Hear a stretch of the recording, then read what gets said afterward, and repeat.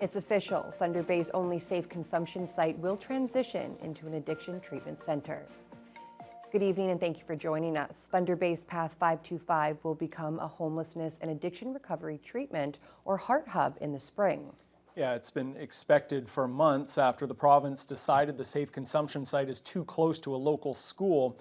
Norwest Community Health Centres operates the site and is preparing for a challenging transition. Justin Hardy joins us live in studio with the story. Justin, what is this pivot going to look like? Well, Ryan, community health organizations have less than 3 months to get ready for the change. With the mandate that the hub will not support the safe consumption of illicit drugs, it's unclear if Norwest will still be able to provide some services like the Lifeguard app. A new provincial response to drug abuse.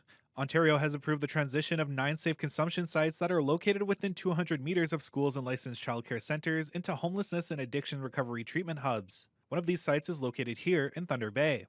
Path 525, which is operated by Norwest Community Health Centres, is the only safe consumption and treatment services site in Northern Ontario. The new Heart Hub model will not allow support for the safe consumption of illicit drugs. Norwest CEO Juanita Lawson says the transition to a Heart Hub will require quite a bit of work, especially as the organization isn't certain yet which services it will still be able to provide. So over the next couple of months, we'll be working with all of our partners to take a look at how do we develop pathways to care.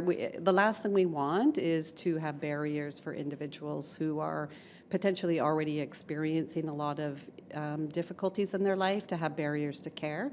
So making sure we have that correct, and then also looking at making it operational and having it ready for April 1st, 2025. The 9 approved sites will be transitioned to the new model by the end of March, and these sites will be able to receive up to 4 times more funding to support treatment and recovery than they did as safe consumption sites, according to the province.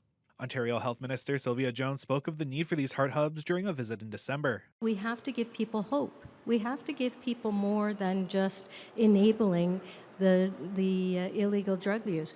You know, we've worked very hard as a government, whether it is with our policing and justice partners and, of course, in our healthcare system to make sure that we offer pathways out. The former Path 525 will be the only heart hub in Thunder Bay, with the other approved sites located in Toronto, Ottawa, Hamilton, Kitchener, and Guelph. Applications for the remaining heart hubs are under review and will be announced in the coming weeks. Justin Hardy, TBT News. Evacuees from Keesaan First Nation are adjusting to life away from home.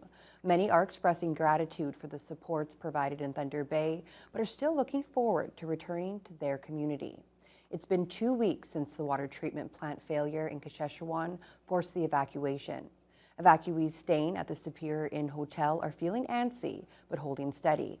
There's still uncertainty about how much longer the evacuees will remain in the city as cleanup and repairs continue on the plant.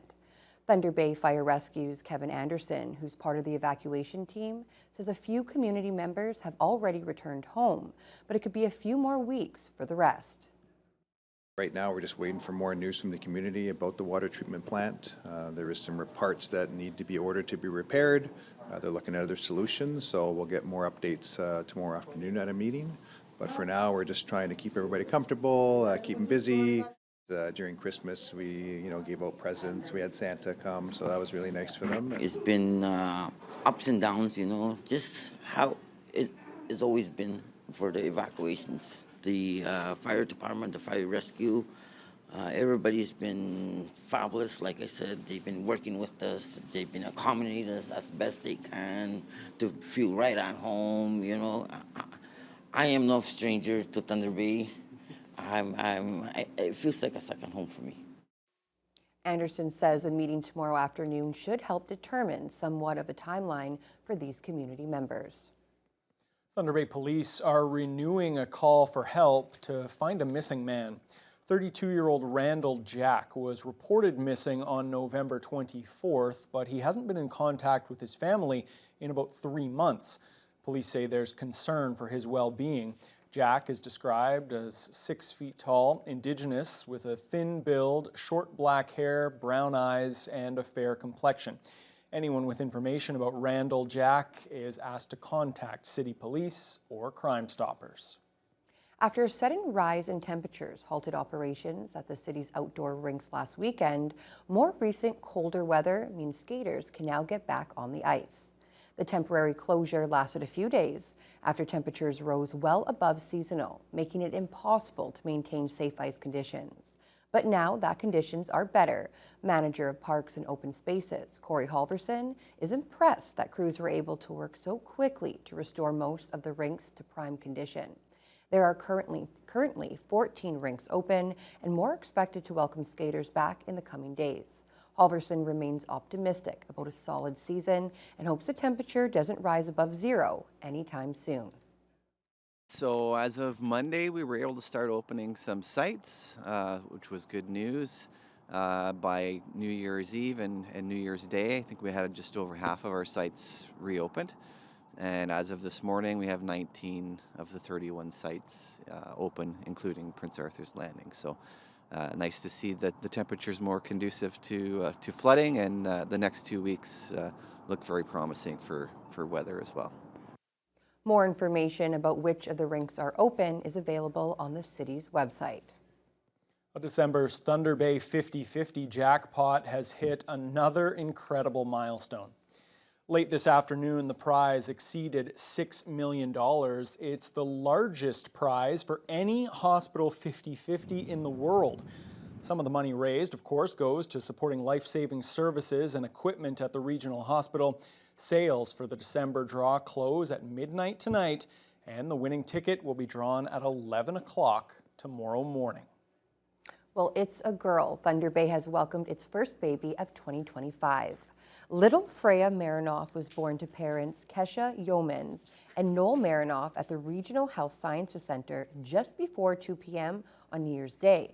It's the couple's first daughter, weighing 7 pounds, 6 ounces, and measuring 20 inches tall. Both baby Freya and mom are doing well.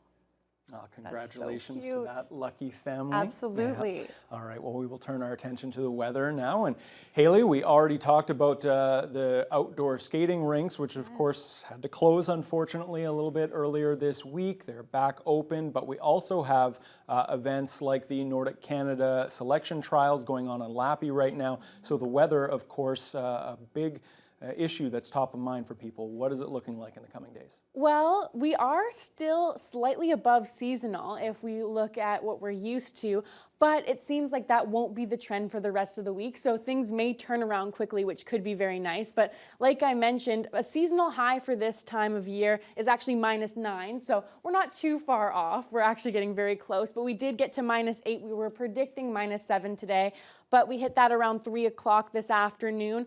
Our lows were significantly above seasonal, as a low for this time of year is -20, but our low was -12, feeling like -20 once you add in the wind chill factor there. Winds predominantly from the west today, with a west-northwest fluctuation making it a little gustier at times.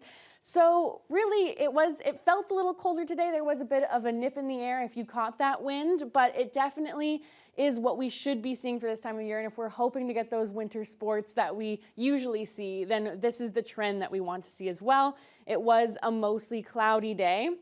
And over into other parts of the region, we're seeing quite a bit of cloud coverage right now, mostly cloudy in Red Lake. And they had a bit of a transition today. They had ice crystals to light snow. Now they're mostly cloudy. And they were actually sitting between -17 and -16 for most of the day. So they've actually warmed up a little bit at this hour. They're at -14 now. And Kenora and Sioux Lookout have seen very similar days to each other today. They're both at -13, and they've had light snow pretty consistently throughout the day. Dryden also at -13 and has seen periods of light snow. These temperatures are kind of conducive to a wind chill of -23 for most of the day. That's what it was at most consistently anyways. As for Fort Frances, they're still at their high for the day, which is -12, with a wind chill making it feel like -21. So it's playing a factor, that's for sure. It's those west-northwest winds. Atacocan didn't see much fluctuation at all throughout the day, only about a 3-degree shift from -14 to -11. They're at -12 now.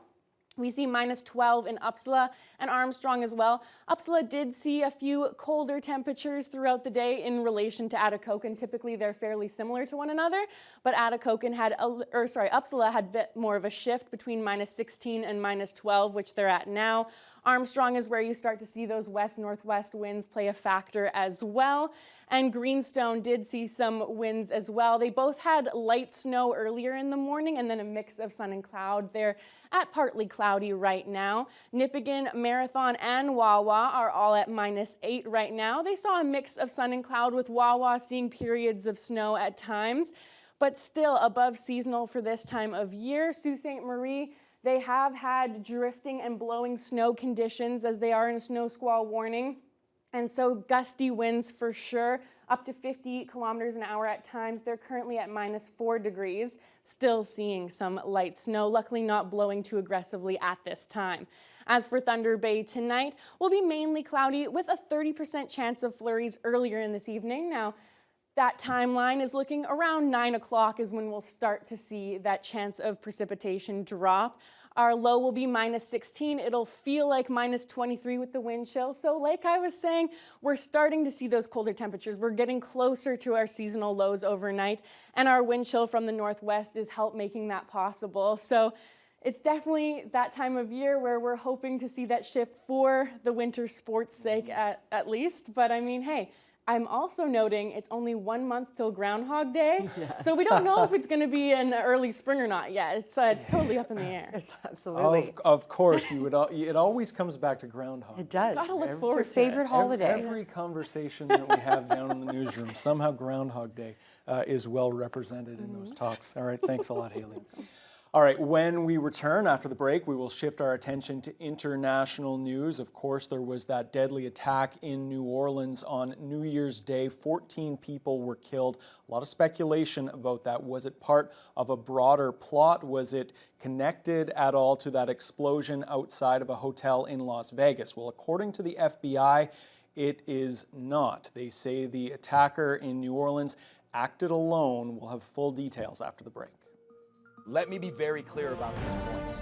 This was an act of terrorism. It was premeditated and an evil act.